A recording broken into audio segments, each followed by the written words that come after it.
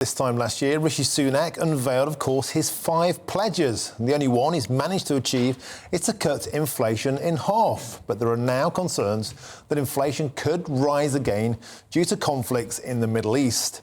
An Israeli assassination of Hamas leaders in Beirut has led to fears that commercial shipping in the Red Sea will come under even heavier attacks from Houthi rebels.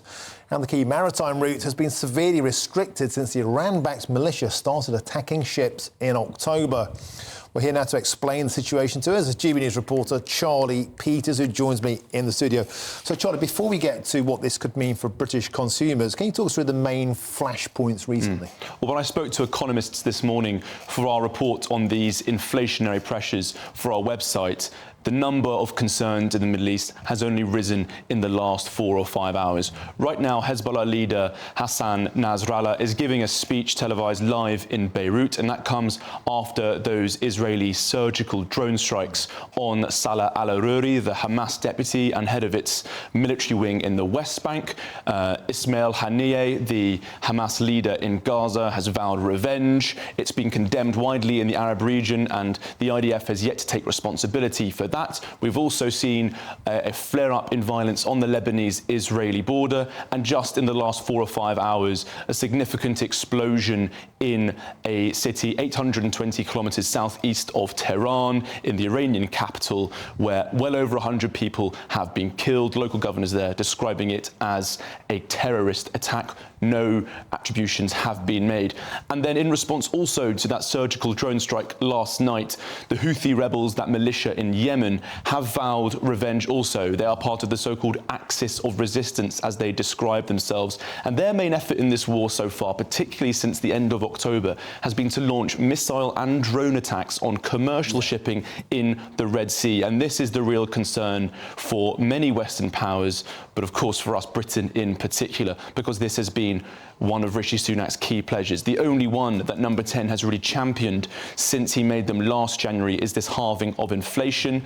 This morning, the British Retail Consortium said that prices were likely to rise by the end of this month as a consequence of the delay to shipping, and that's mostly happening at the Bab al-Mandeb Strait, a 30-kilometre wide strait between Djibouti and Yemen, where several attacks have occurred. Last night, after that assassination of the Hamas leader in Beirut, the Houthi rebels did fire 2 more rockets towards a Malta-flagged vessel in the strait. 1 in 5 vessels are avoiding that Red Sea passage entirely at the moment, adding 5,000 miles up to 2 weeks onto those journeys.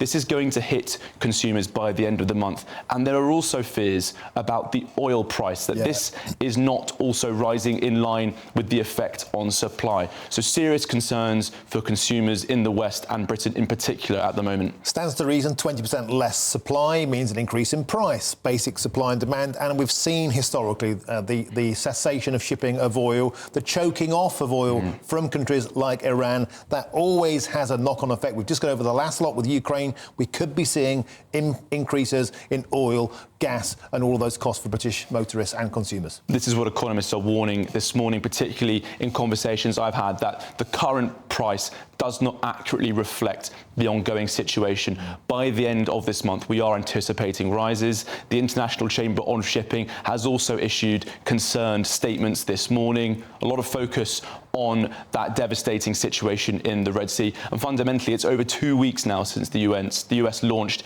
its Operation Prosperity Guardian, that maritime operation to defend commercial shipping against these rebels.